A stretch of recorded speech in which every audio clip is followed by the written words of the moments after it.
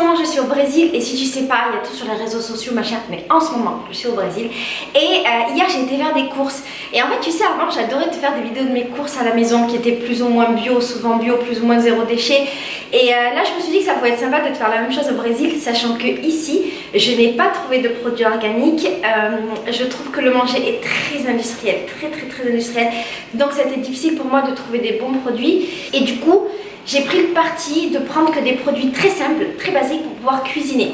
Pour resituer, donc je suis au Brésil et là je suis chez un ami chez lequel je reste pendant une semaine et je reste posée à la maison tous les jours, donc j'ai pas besoin de réfléchir à qu'est-ce que je vais manger dehors, est-ce que c'est bon, est-ce que c'est pas bon machin, et ça me permet en fait de cuisiner pendant une semaine.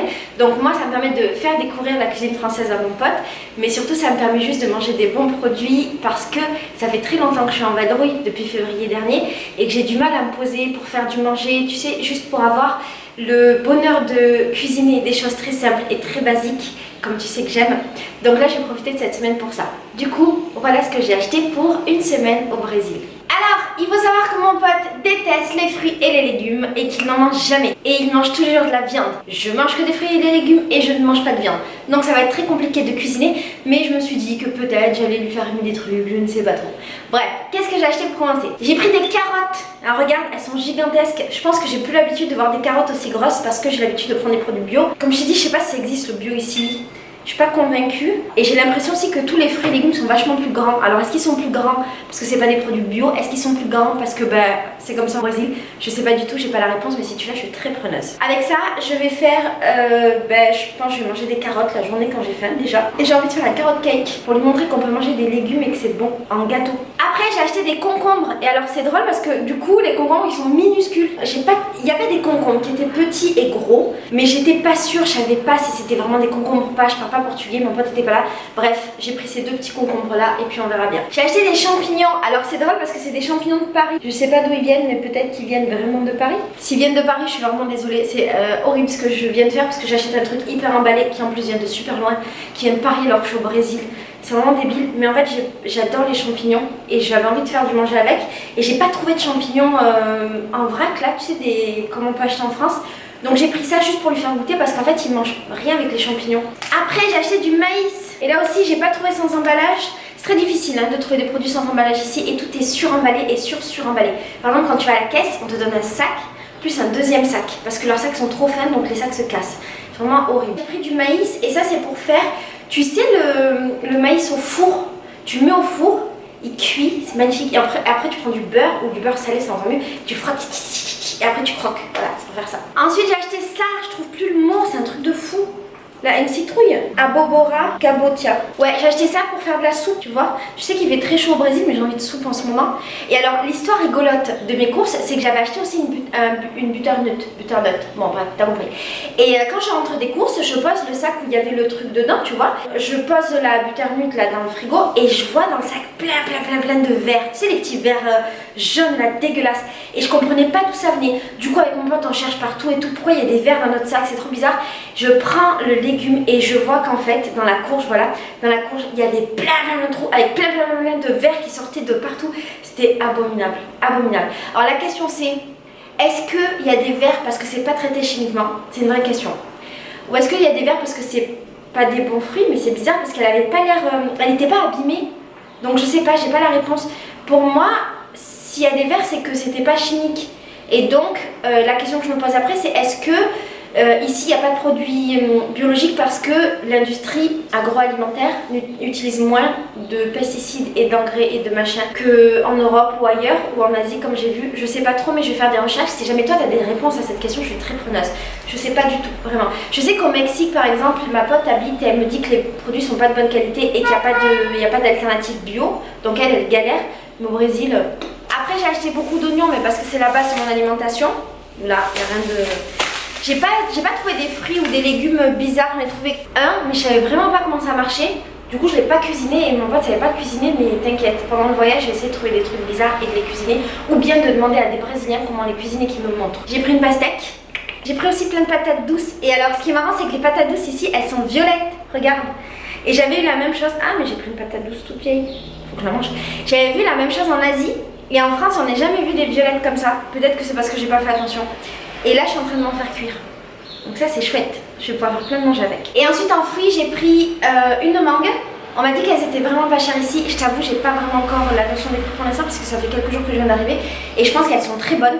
Et j'ai pris aussi des fraises méga emballées. Et je ne sais pas du tout ce que ça vaut, les fraises du Brésil. Je suis très curieuse de les goûter. J'ai pris aussi des aubergines. Et j'ai pris des poires pour faire des gâteaux. Et des pommes. Ah oui, j'ai pris des pommes aussi, qui sont les mêmes que nous. Il y a un aspect d'exceptionnel pour faire des gâteaux et des desserts. Ensuite, j'ai acheté des œufs et ce qui est marrant, c'est que les œufs ici, ils sont tout blancs. Ils sont pas comme nous. C'est trop drôle, regarde. Regarde, ils sont blancs. C'est trop marrant. J'ai acheté du beurre. Le beurre, c'est la base de mon alimentation.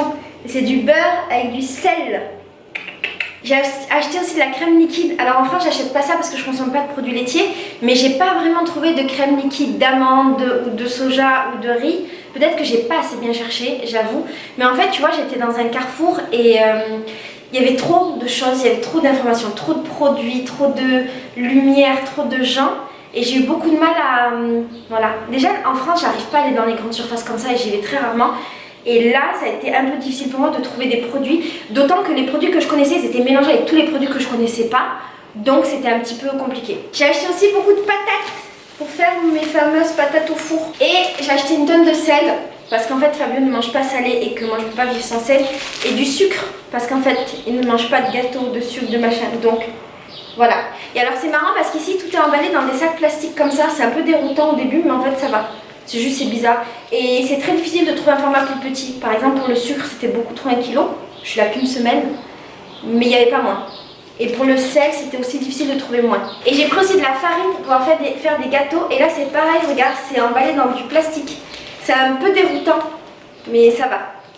J'ai pris aussi de l'huile d'olive parce que c'est la base de mon alimentation et apparemment ici aussi ils cuisinent à l'huile d'olive donc c'est chouette. Ensuite on a acheté de la glace. Alors apparemment ici la glace c'est la vie. Moi ça me rappelle tu sais les séries américaines ou les séries avec les latinos qui mangent des gros pots de glace. Et c'est de la glace à la crème. Bon c'est Nestlé hein, donc il n'y a rien d'exceptionnel. Mais c'est chouette. J'ai l'impression d'être une latina. Ça n'a rien à voir. Certainement ça n'a rien à voir. Juste voilà je suis trop contente d'avoir mon gros pot de glace. Et je le mangerai sûrement avec les gâteaux que je vais faire. D'ailleurs j'ai bien envie de faire une tarte aux pommes. Fabio déteste les pommes mais ça peut être marrant. De faire une tarte aux pommes avec de la glace par-dessus. Ah ça peut être. Et le dernier truc qu'on a acheté, ça c'est Fabio qui l'a pris, c'est ça, c'est paio déco, je sais pas le dire. C'est du pain de fromage et apparemment ici c'est le plat de base. C'est genre l'alimentation de base de tout le monde. Je te l'ai montré sur Instagram et on va en refaire. C'est des petits pains au fromage qui sont magnifiques. Et Fabio m'a expliqué qu'en fait au Brésil les gens ils mangent toute la journée en continu. Et donc ça fait partie des choses qui grignotent toute la journée. Ah oui, et Fabio a pris de la viande, du poulet. Mais voilà. Voilà, c'est à peu près tout ce qu'on a acheté hier. Alors c'est pas des courses de ouf, il n'y a rien qui change comparé à la France. Mais c'était pour te montrer que je peux être au Brésil et manger quasiment comme en France. Et que ben, ça me laisse le temps après de découvrir le manger du Brésil. Mais en tout cas là voilà, de prendre mes marques et de cuisiner français, de cuisiner du bon manger, enfin du manger qui me semble simple et sain. Quand je vais à l'étranger c'est ma difficulté tu vois. Moi je peux manger n'importe quoi, n'importe où. Et tu vois dans mes vidéos je mange dans la rue et je mange vraiment tout ce qu'on me propose. Mais parfois j'ai besoin de manger des choses très simples et très basiques parce que c'est comme ça que je mange dans la vie normale. Et là ça me fait vraiment du bien de savoir que je vais pouvoir cuisiner tout ça. Voilà, dans les vlogs qui arriveront du Brésil mais qui arriveront dans 1000 ans parce que je suis super en retard sur mes vlogs. Je te mettrai toutes les recettes que j'ai faites ici, même si ça ressemble à tout ce que je fais à la maison. Mais en fait je suis trop contente de pouvoir faire des petits vlogs un peu à la maison comme ça où on cuisine, on danse et machin. Bref, voilà. Si tu te demandes combien ça a coûté 150, la monnaie ici je crois que c'est Rice, R-I-S, 150 ça fait à peu près, je crois 35 euros, il faut diviser par 4, c'est à peu près 35-40 euros. J'ai pas trouvé que c'était spécialement cher ou pas cher, enfin j'ai pas d'idée du manger d'ici, je sais juste qu'ici tout coûte 4 fois moins cher que la France. Après, je sais pas, franchement j'ai pas trop regardé les prix, je t'avoue, j'ai juste pris ce qui était le moins cher dans les catégories de ce que je prenais. Je sais pas si t'as compris. Bref, je te fais des milliers de bisous, je t'embrasse très fort et je te ferai d'autres vidéos sur les courses des pays dans lesquels je me trouve pendant mon tour du monde si toutefois ça t'intéresse. Bisous, ciao.